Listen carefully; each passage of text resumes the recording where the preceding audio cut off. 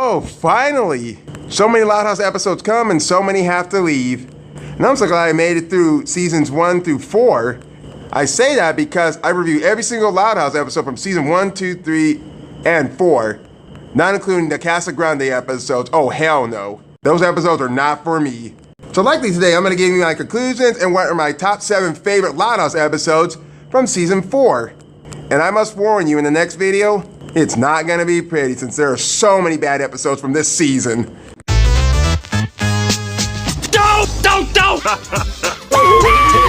Get it? Shut up! That boy can feel pain. Sigh. Game off. Now this, I actually explained before that this actually felt like a season 1 Loud House episode. Especially when it comes to Lana actually wanting to play Lincoln's video game, and at one point she can't even wait, and she got determined to actually play his video game and messed it all up and made him go back to the first level. So the recipe is that she actually had to get Lisa and Linda's help and had to get the other siblings to try and get Lincoln out so he didn't find out that she messed up. Even though I would call Lincoln a total self-absorbed prick in this episode, just because he cared more about the video game than he cared about life or his family, jeez kid, take a break from the fucking video game, it's gonna really rot your mind.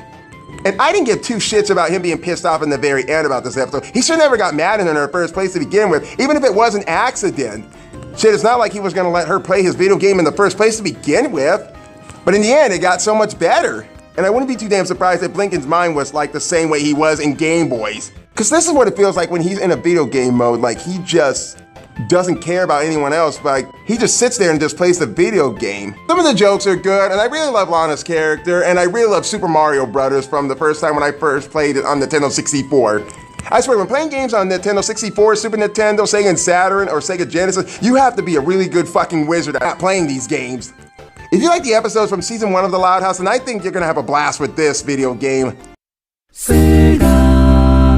Community disservice. I know for a fact I gotta have one single Lola Loud episode on my top 7 favorite episodes from each season, but this episode, oh my gosh. I just love Lola's character in this episode, along with the character that she befriends in her school.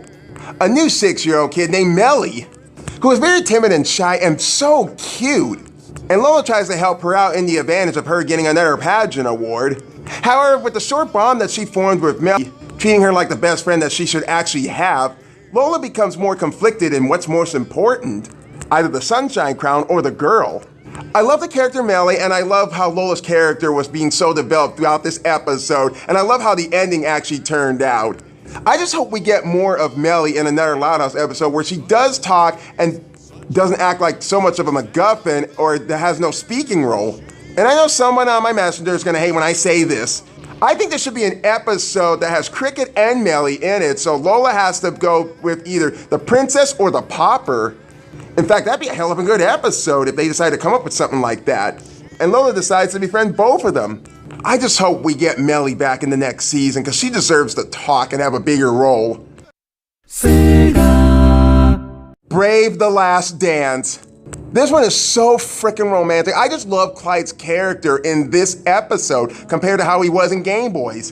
And I love so much the ending of this episode, which I'm going to get to in a moment. So he tries to ask this girl named Emma to the actual dance, but somewhat he doesn't know how to tell her. Bucko buddies try to give him the confidence to try and ask her out. But when he does, Emma just says that they just want to be friends.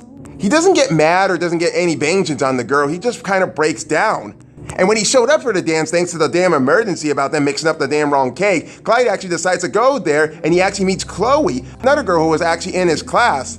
And the two manage to actually hit it off, even though Emma is actually there, but somewhat she doesn't get mad or actually get jealous about it. But who the hell cares? At least Chloe and Clyde actually had so much of a great time. And one foreshadow I didn't even pay close attention to, that I didn't even see coming, was the fact that Stella was actually reading his tea leaves and said he was gonna go to the dance with a girl with brown hair. And yet so much Emma and Chloe have brown hair, which I did not see coming. And yet so much, I missed so much the Easter eggs of Chloe actually showing up in some scenes or two. I love Chloe, Darcy, and Melly combined. It is such a cute theming for Valentine's Day, and I just love it. There's barely anything negative I could say about this episode. It's just very romantic and it's cute. Any Given Sunday. I absolutely adore this episode, especially when this is centered on Lily, that she wants to get her first taste of ice cream, even though I'm pretty unsure if that was ice cream that she was eating in a table for two. Then again, it couldn't be ice cream, especially for how her age is. But throughout this episode, she tries every attempt to make sure nothing goes wrong so she can get her scoop of ice cream from Auntie Pam's. And I felt like the whole entire episode was like a Rugrats episode, and you know what? I loved the Rugrats when I was a kid. I love Lily, I love Grey Griffin's performance, and I love all the tactics that Lily was doing throughout this so that way she can get the ice cream that she always wanted. But when she missed her opportunity thanks to a damn pigeon that swooped down her and made her spill her ice cream, her breaking down and cry really broke my heart to see her that way. But in the very end, she managed to get her first taste of ice cream at Flip's place, which I thought Flip was very interesting, and he was so much fun, he just not being able to talk because he had to get his wisdom teeth pulled out. But other than that, I think Lily actually steals the spotlight for this episode, and it's worth more than 3 scoops of ice cream when watching this episode again.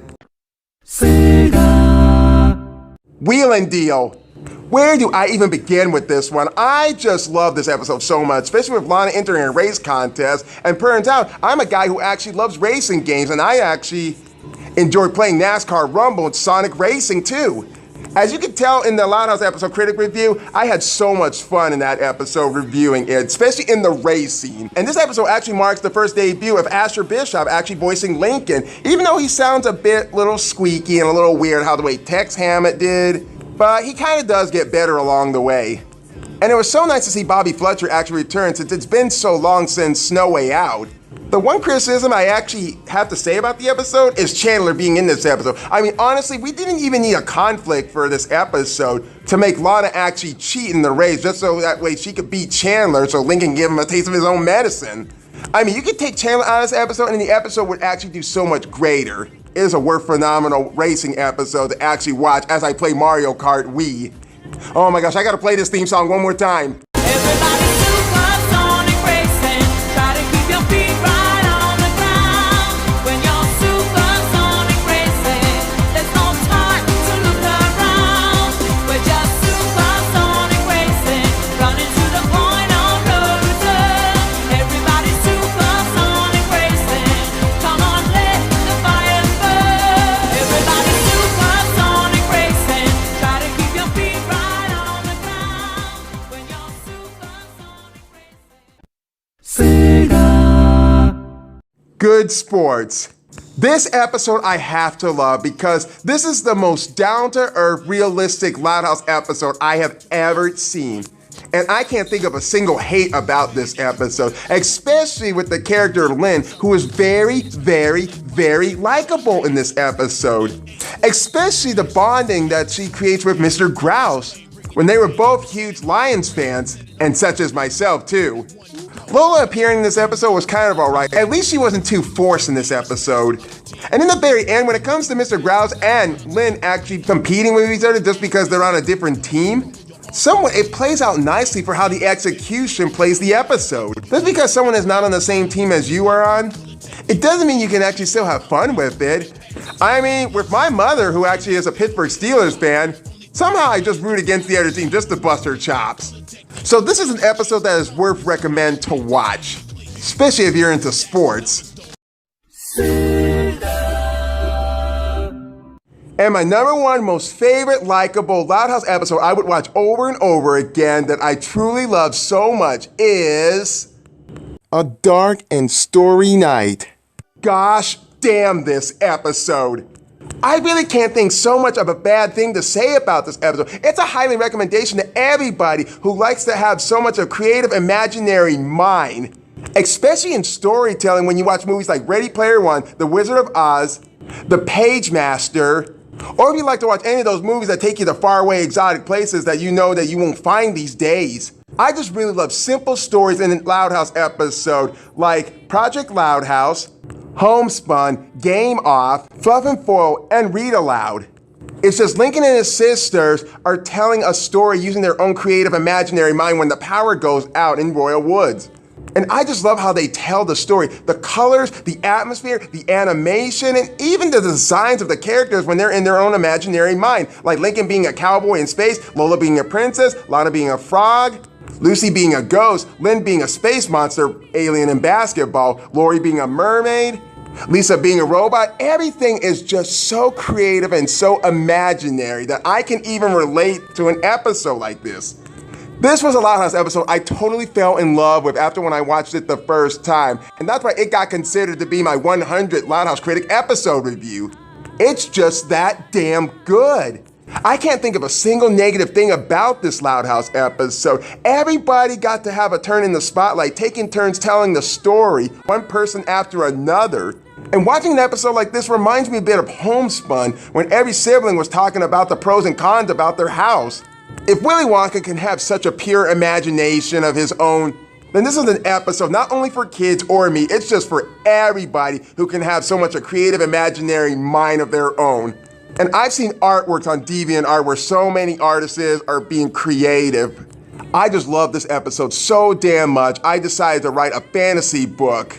And even all the characters that allowed for being in their own imaginary story, there's so many different movie references you can actually catch in this. And I do actually mention them when I reviewed it. Just watch it and you'll have a great time without getting too upset or getting pissed off about it. This episode is so damn good. And that is so much what I could say about my top 7 favorite Loud House episodes from season 4. And now to get to the next video that everybody has waited for.